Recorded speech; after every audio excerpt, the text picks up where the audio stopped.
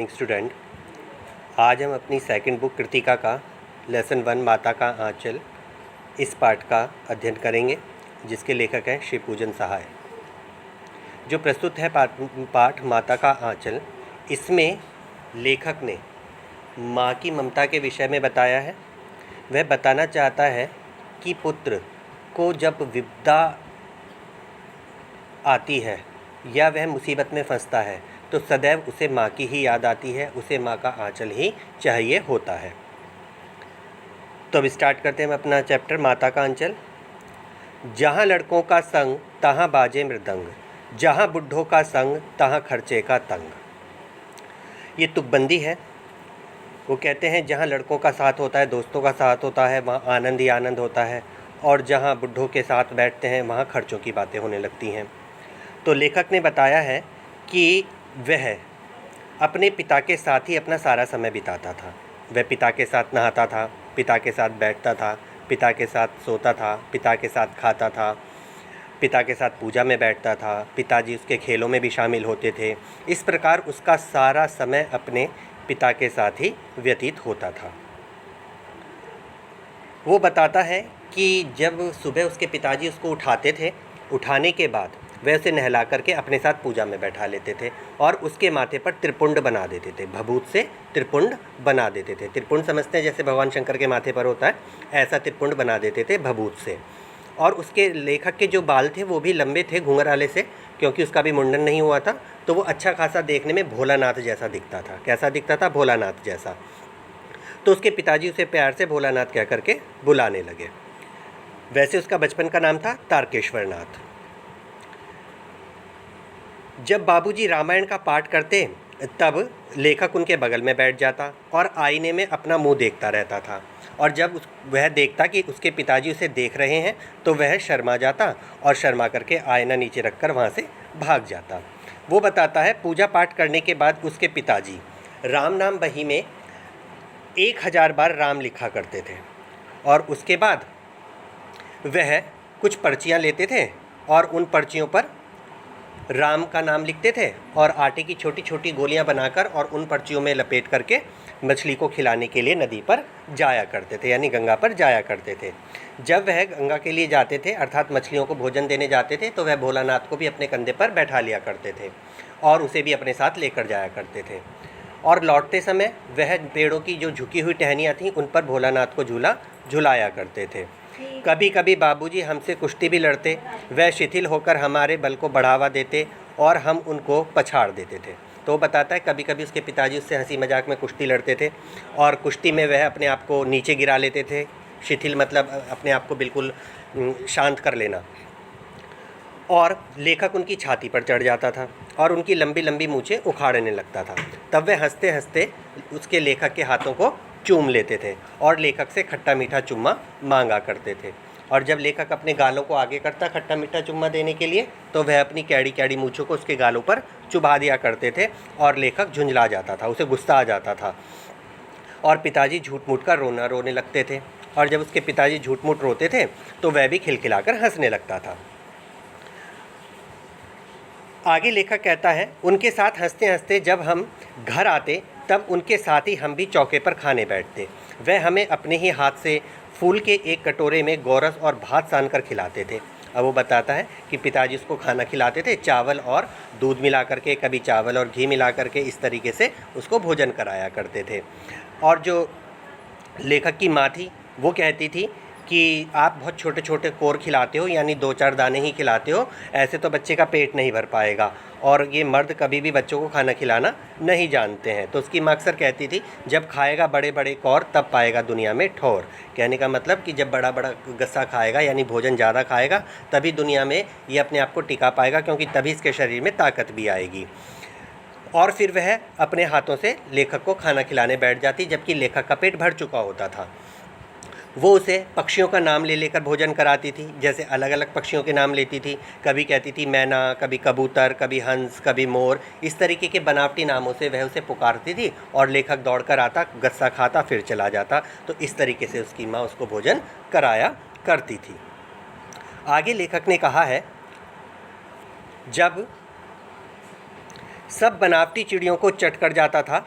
तब बाबूजी कहने लगते, अच्छा अब तुम राजा हो जाओ, खेलो, ठीक है। और जब मैं खाना खा लेता था तो उसके पिताजी क्या कहते थे कि जाओ अब तुम खेलो अपने दोस्तों के साथ जाकर। बस हम उठकर उछलने कूदने लगते थे, फिर रस्सी में बंधा हुआ काठ का घोड़ा लेकर नंग धड़ंग बाहर गलियों में निकल जाते थे। और लेखक कैसे गलियों में अपना नंग धड़ंग घूमने निकल जाया करता था। आगे लेखक ने बताया है, जब कभी मैया हमें अचानक पकड़ पाती तब हमारे लाख छटपटाने पर भी एक चुल्लू कड़वा तेल हमारे सिर पर डाल देती थी। और वो लेखक कहता है कि उसकी माँ कभी कभी उसको पकड़ करके उसके सिर में एक चुल्लू खूब सारा सरसों का तेल रगड़ देती थी। पहले सभी लोग सरसों का तेल लगाते थे, ठीक है, और उसे वो लगवाना पसंद नहीं था तो वो रोने लगता था। बाबूजी भी कहते थे कि जब वो नहीं लगवाना चाहता तो क्यों लगाती हो, लेकिन माँ नहीं बांधती थी और उसके सिर में तेल लगाकर ही छोड़ती थी। और उसके बाद उस ऊपर ही एक चोटी बना देती थी और उस पर एक फूल लगा देती थी, रंगीन कुर्ता और टोपी पहना देती थी, तो मैं दिखने में बिल्कुल अच्छा खासा कन्हैया दिखाई देता था, यानी भगवान कृष्ण का रूप दिखता था। बाहर आते ही हमारी बाट जोने वाले बालकों का एक झुंड मिल जाता था। हम उन खेल के साथियों को देखते ही सिसकना भूलकर बाबूजी की गोद से उतर पड़ते और अपने हमजोलियों के दल में मिलकर तमाशे करने लग जाते थे। तो लेखक ने क्या बताया, लेखक ने बताया कि जब उसकी माँ उसको ज़बरदस्ती तेल मलती थी तो वो रोने लगता था, फिर उसको पिताजी अपनी गोदी में उठा करके बाहर ले जाते। जब बाहर ले जाते तो वो अपने साथियों को देखता, और जब वो साथियों को खेलता हुआ देखता तो वो सिसकना भूल जाता था और अपने पिता की गोद से उतरकर अपने मित्रों के पास चला जाया करता था। तो क्यों भूल जाता था वो सिसकना यानी रोना अपने दोस्तों को देखकर? अपने दोस्तों को देखकर वह रोना इसलिए भूल जाया करता था क्योंकि बच्चों को खेलना बहुत पसंद होता है, और दूसरा अपने दोस्तों के सामने रोकर वह अपनी बेइज्जती नहीं कराना चाहता था। तो खेल के आनंद को अनुभव करके वह सिसकना भूल जाता था और अपने दोस्तों के साथ खेलने भाग जाता था। वो कहता है कि तमाशे भी हम ऐसे वैसे नहीं करते थे, हम तरह तरह के खेल खेलते थे, तरह तरह के नाटक करते थे। कभी चबूतरे का एक कोना हमारा नाटक घर बन जाता था। बाबूजी जिस छोटी चौकी पर बैठकर नहाते थे उसको वो लोग रंगमंच बना लेते थे, यानी चौकी यानी पटरी जिसको कहते हैं हम। उसी पर सरकंडे के खंभे बना लिए जाते थे, कागज़ से छत बना दी जाती थी और फिर उसके नीचे दुकान सजाई जाती थी, ठीक है। और उस दुकान में क्या होता था, मिठाई की दुकान लगाई जाती और उसमें चिलम के खोंचे पर कपड़े के थालों में ढेले के लड्डू, पत्तों की पूरी, कचौरियाँ, गीली मिट्टी की जलेबियाँ, फूटे घड़े के टुकड़ों के बताशे, इस प्रकार मिठाइयाँ सजाई जाती थीं, ठीक है। तो क्या क्या थे उसके खेलने की सामग्री? पत्थर, पत्ते, गीली मिट्टी और फूटे घड़े, ये सब उनके खेलने के सामान थे। और भाई वही सभी लोग दोस्त आपस में दुकानदार बनते और एक दूसरे की दुकान से सामान खरीदते। पिताजी भी बीच में आ जाते और सामान खरीदने के लिए, और जब लेखक के पिताजी बीच में आके सामान खरीदने के लिए कहते तो वह शर्मा कर वहाँ से भाग जाया करते थे। आगे लेखक कहता है कि थोड़ी देर में मिठाई की दुकान बढ़ाकर हम लोग घरौंदा बनाते थे, जैसे बच्चे बनाते ना रेत में घर वगैरह बना लेते, वो घर बनाते थे। धूल की मेड़ दीवार बनती और तिनकों का छप्पर, दातून के खंभे, दिया सलाई यानी माचिस की पेटियों के किवाड़, घड़े के मुंह के टुकड़ों से चूल्हा चक्की और कढ़ाई, बाबूजी की पूजा वाली आचमनी, आचमनी यानी छोटी चम्मच जिससे जल वगैरह चढ़ाते हैं, वो वाली चम्मच, ठीक है बेटा। तो उस चम्मच को वो लोग क्या बनाते थे, चमचा बना लेते थे, अपनी कलछी बना लेते थे। पानी के घी में फिर पूरियाँ तली जाती थीं, पिसान होता था और इस प्रकार ज्योनार तैयार किया जाता था। ज्योनार क्या होता है? भोजन, ठीक है, दावत, भोज यानी दावत, जो शादी ब्याह में होता है उसे ज्योनार कहते हैं। हम ही लोग ज्योनार करते और हम ही लोगों की ज्योनार बैठती थी। जब पंगत बैठ जाती थी तब बाबूजी भी धीरे से आकर पंगत के अंत में बैठ जाते थे। उनको बैठा देखते ही हम लोग हंसकर घरौंदा बिगाड़कर भाग चलते थे। वह भी हंसते हंसते लोटपोट हो जाते थे और कहने लगते, फिर कब भोज होगा भोलानाथ। तो इस प्रकार आप नोटिस कर रहे हैं ना कि लेखक का पिता जो है उसके साथ उसके हर गेम में शामिल होता था, उसके हर खेलों में शामिल होता था। आगे लेखक ने बताया है, कभी कभी हम लोग बारात का भी जुलूस निकालते, यानी गुड्डे गुड़ियाओं की शादी भी करते। कनस्तर का तंबूरा बजता, ढोल की जगह क्या बजाते? कनस्तर बजाते। अमोले को घिसकर शहनाई बनाई जाती थी। अमोले यानी आम की जो गुठली होती है ना, आप लोगों को पता होगा कि उसकी पीपनी बन जाती है, तो उसकी पीपनी बनाकर उसको शहनाई का रूप दिया जाता। टूटी हुई चूहेदानी की पालकी बनती जिसमें दुल्हन आएगी, और लेखक खुद समधी बनकर बकरे पर चढ़ जाता था और उस पर चढ़कर बारात चबूतरे के एक कोने से चलकर दूसरे कोने तक जाती थी। फिर वहाँ पर शादी होती थी दुल्हन को, और दुल्हन को फिर डोली में बैठा करके लाया जाता था। लौट आने पर बाबूजी हमारे पास आ जाते और दुल्हन का घूंघट हटाकर देखते और कहते दुल्हन तो बहुत सुंदर है, और इस प्रकार बच्चे फिर शर्मा करके वहाँ से भाग जाया करते थे। आगे लेखक बताता है, थोड़ी देर बाद फिर लड़कों की मंडली जुट जाती थी। इकट्ठा होते ही राय जमती कि अब खेती की जाए। अब वो नया खेल खेलते थोड़ी देर बाद ही, और वो खेल क्या होता था? खेती करने का खेल। तो चबूतरे को खेत बना लिया जाता था, उसके नीचे से पानी खींचा जाता था, कुएं की तरह उसको बना लिया जाता था। मूंज की बटी हुई पतली रस्सी एक चुक्कड़ में बांध ली जाती थी। इस प्रकार वो खेती करने की तैयारी करते थे। 2 लड़कों को बैल बनाया जाता था और चबूतरा खेत बनता। कंकड़ जो थे, छोटे छोटे कंकड़, उनके बीज बनाए जाते थे, और जो अंगूठा होता है उसको इस तरीके से हल की तरह बना लिया जाता है, जैसे डिसलाइक करते हैं ना हम लोग, तो उस तरीके का जो होता है सिंबल, तो उसका जैसे अंगूठा नीचे, तो उस अंगूठे को ऐसे चलाते थे कि ये हल चल रहा है। तो इस प्रकार उनकी खेती होती थी। तुरंत ही खेती होती, तुरंत ही बीज बोए जाते और तुरंत ही फसल काट ली जाती और राशि तैयार कर ली जाती। राशि यानी अनाज को इकट्ठा कर लिया जाता था। और तभी पिताजी फिर बीच में चले आते थे और पूछते थे, इस बार फसल कैसी हुई भोलानाथ? और बस फिर क्या था, सारे दोस्त भोलानाथ के पिताजी को देखकर शर्मा कर अपना गेम छोड़कर भाग जाया करते थे। वो बताता है कि वो लोग चिड़ियाओं को भी खेतों में उड़ाया करते थे। तो वो कहता है, और तुकबंदी भी हम लोग अपने मित्रों के साथ किया करते थे। तो इस प्रकार वह खूब अपना मस्ती करा करता था अपने दोस्तों के साथ। तो उसने बताया है आगे लेखक ने, जब कभी हम लोग ददरी के मेले में जाने वाले आदमियों का झुंड देख पाते, तब कूद कूद कर चिल्लाने लगते थे, चलो भैयो ददरी सातु पिसान की मोटरी। तो इस प्रकार वो तुकबंदी करता था। ये तुकबंदी होती है, ठीक है। तुकबंदी क्या होती है? जैसे आप लोगों ने भी की होंगी तुकबंदी, है ना। कौन कौन सी तुकबंदी की हमने? पोशंपा भाई पोशंपा, डाकियों ने क्या किया, 100 रुपये की घड़ी चुराई, ठीक है ना। आओ मिलो शीलो शालो, कच्चा धागा रेस लगा लो, ठीक है ना। ये सब तुकबंदी होती है बेटा। तो ऐसे लेखक भी अपने मित्रों के साथ तुकबंदी किया करता था। वो कहता है कि अगर किसी दूल्हे के आगे आगे जाती हुई ओहारदार पालकी देख पाते, तब खूब ज़ोर से चिल्लाने लगते थे। वो कहते हैं कि जब अब कोई दूल्हा अपनी दुल्हन को पालकी में लेकर के जाता था, ढकी हुई पालकी में, और अगर हम उसकी दुल्हन को देख लेते थे तो ज़ोर ज़ोर से चिल्लाते थे। और क्या कहते थे? रहरी में रहरी पुरान रहरी, डोला के कन्या हमार महरी। तुकबंदी है शुरू में, तो रहरी में रहरी, और उसका मतलब है कि जो डोली में दुल्हन बैठी है ना, वो तेरी नहीं हमारी पत्नी है, हमारी घरवाली है। इस तरीके से वो लोगों को चिढ़ाया करते थे। तो लेखक को एक घटना याद आ गई। वो कहता है, एक बार बूढ़े वर ने हम लोगों को बड़ी दूर तक खदेड़ा, ढेलों से मारा। क्यों? क्योंकि उन्होंने उस बूढ़े को भी चिढ़ा दिया, यही बात कह करके कि डोला के कन्या हमारी मैरी। अब बूढ़े के मन को लग गई बात, ठीक है ना। तो कहता है लेखक, उस खसूट खबीस की सूरत आज तक हमें याद है। ना जाने किस ससुर ने वैसा जमाई ढूंढ निकाला था, वैसा घोड़ा मुँह आदमी हमने आज तक नहीं देखा। आम की फसल में कभी कभी खूब आंधी आती है। आपने देखा होगा जब आम लगते हैं बागों में, उन दिनों आंधी बहुत आती है।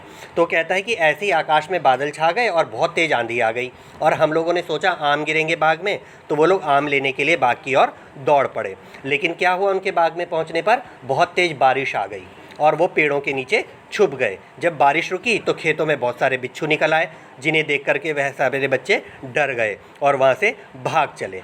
उस लेखक कहता है उनके साथ उनका एक मित्र भी था जिसका नाम था बैजू, और वो बड़ा ढीठ था। रास्ते में उनको क्या हुआ, एक मूसन तिवारी नाम का व्यक्ति मिला। उसी गांव में रहता था, वो भी बूढ़ा सही था, मूसन तिवारी वो मिला।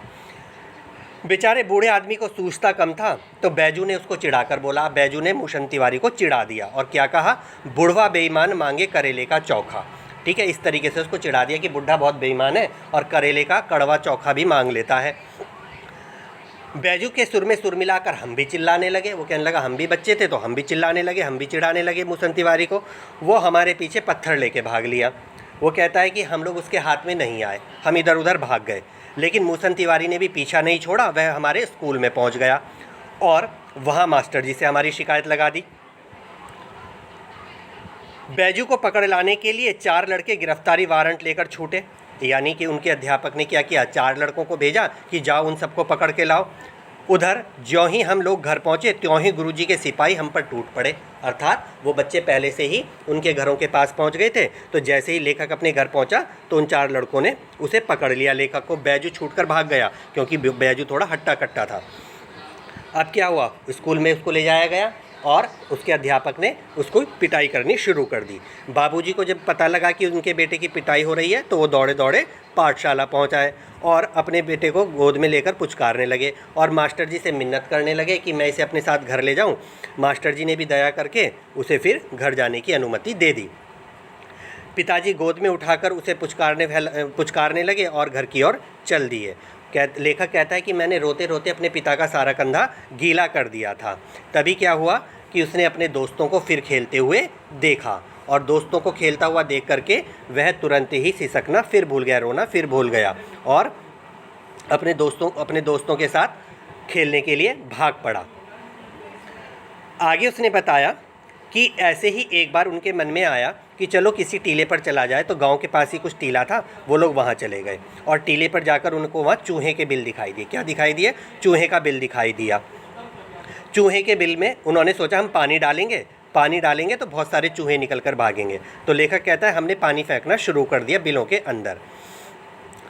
तब तक गणेश जी के चूहे की रक्षा के लिए शिव जी का सांप निकल आया। वो कहता है कि चूहे तो निकले नहीं तो क्या निकल आया? सांप निकल आया और सांप को देखते ही सारे बच्चे रोते चिल्लाते बेहताशा भागने लगे। कोई औंधा गिरा, कोई अंटा चिट गिरा, किसी का सिर फूटा, किसी के दांत टूटे, सभी गिरते पड़ते भागे जा रहे थे।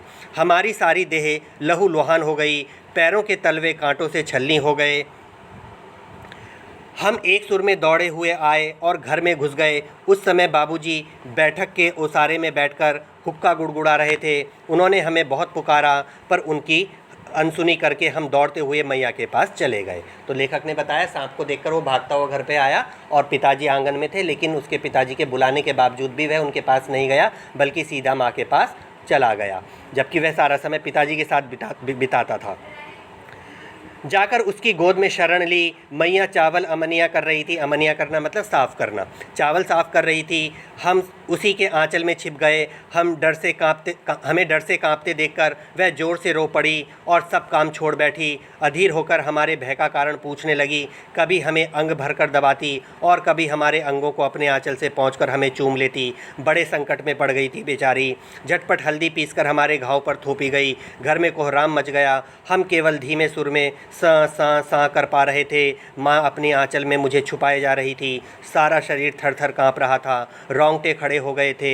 हम आँख खोलना चाहते थे पर डर के मारे आँख नहीं खुलती थीं। हमारे काँपते हुए होठों को मैया बार बार निहार कर रोती और बड़े लाड से हमें गले लगा लेती थी। इसी समय बाबूजी दौड़े आए। आकर झट हमें मैया की गोद से अपनी गोद में लेने लगे, पर हमने मैया के आंचल की प्रेम और शांति के चंदोवे की छाया नहीं छोड़ी।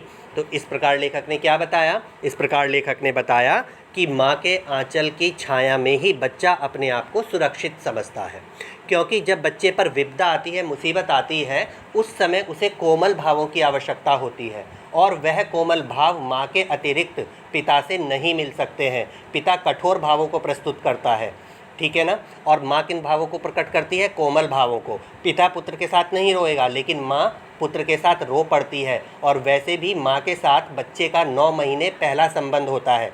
इसीलिए माँ की याद क्यों आती है बच्चे को विपदा के समय? क्योंकि वह कोमल भावों को पसंद करता है। तो ये था हमारा पाठ माता का आंचल। अगला पाठ अगली वीडियो में। God bless you.